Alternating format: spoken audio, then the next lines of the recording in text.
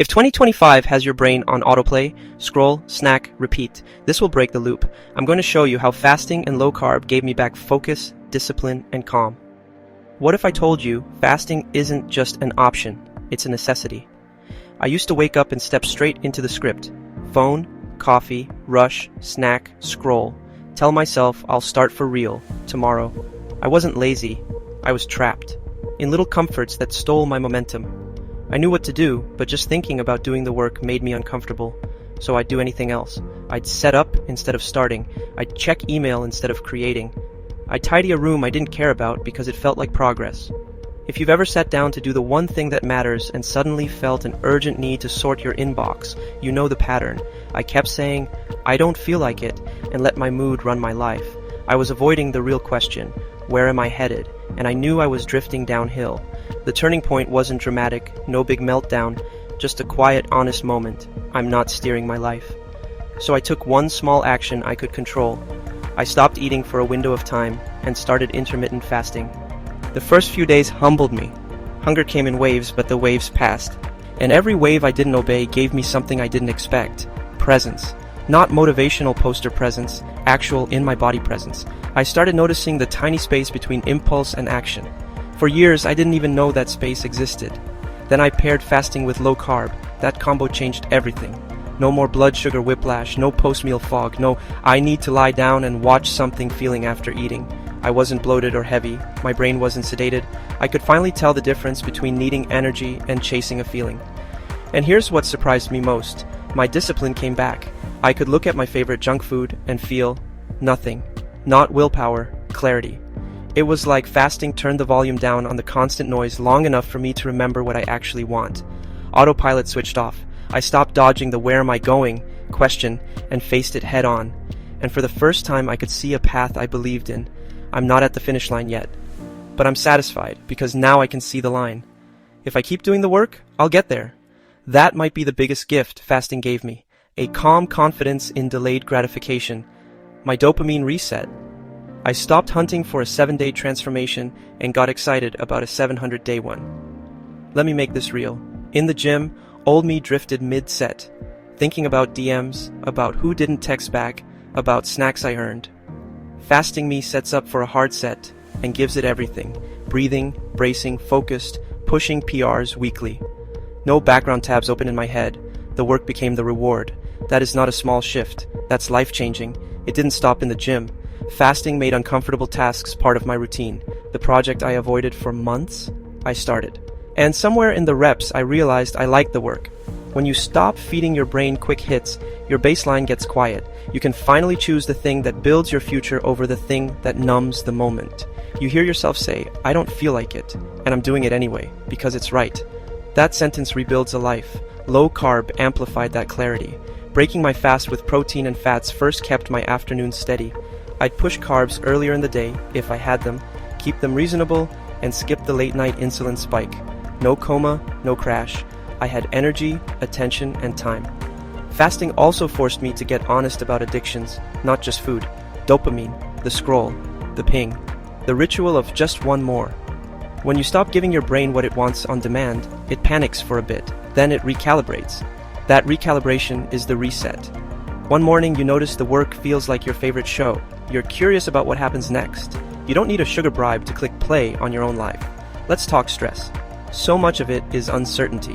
When you don't know where you're going, every day feels like you're behind. Fasting helped me connect the dots. If I do this, then that happens. If I keep doing this, then that life is possible. Suddenly there's a simple map. Do the reps, eat like an adult, keep your promises. When you finally see the path, the stress dissolves. That's exactly how fasting helped calm my anxiety and lift me out of depression. It even changed my relationships. When you're not jittery or crashing, you listen. You show up. You don't snap because your blood sugar dipped. Your confidence grows, not because you hit some magic weight, but because you keep your word to yourself. That leaks into everything. How you speak, how you carry yourself, which risks you take, what you tolerate.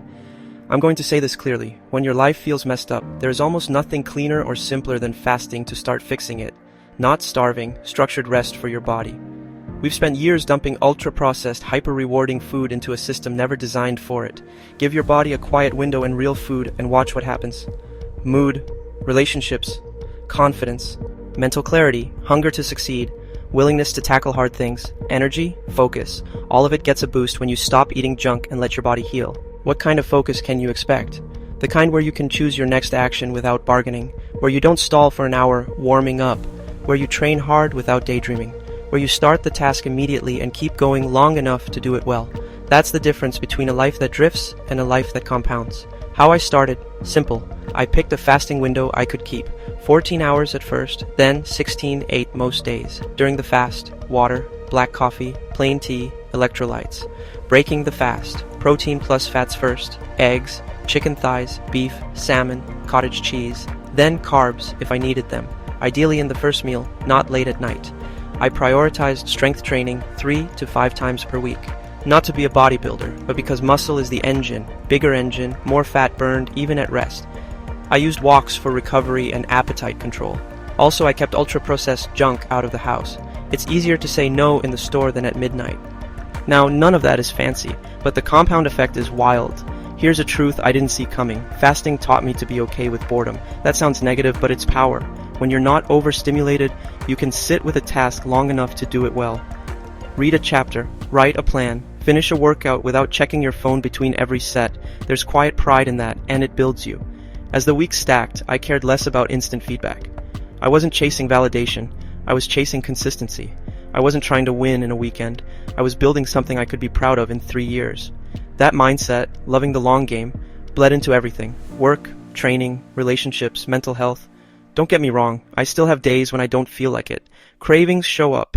The easy path whispers. The difference now, I don't make those moments my identity. Fasting gave me reps at saying no to myself, kindly but firmly. That meta skill, choosing the hard thing now so future you can live free, transfers to every part of life.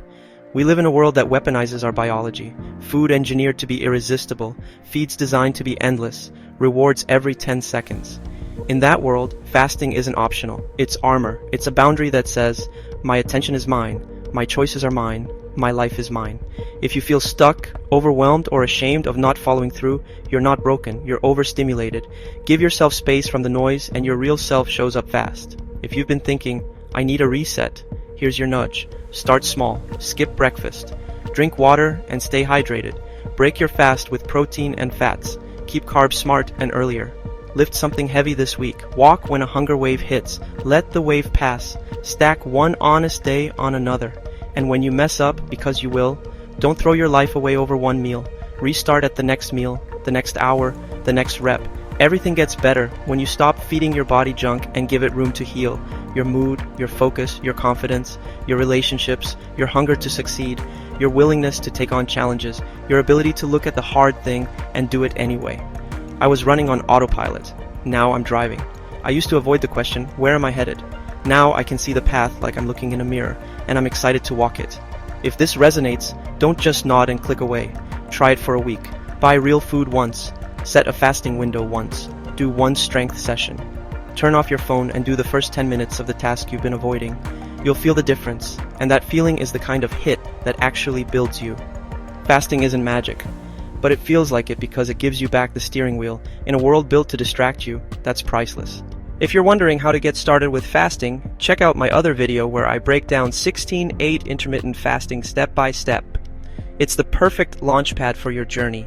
And if this type of content speaks to you, hit subscribe and follow AutoFit for more no BS fasting, nutrition, and lifestyle strategies to help you reset your body and transform your life.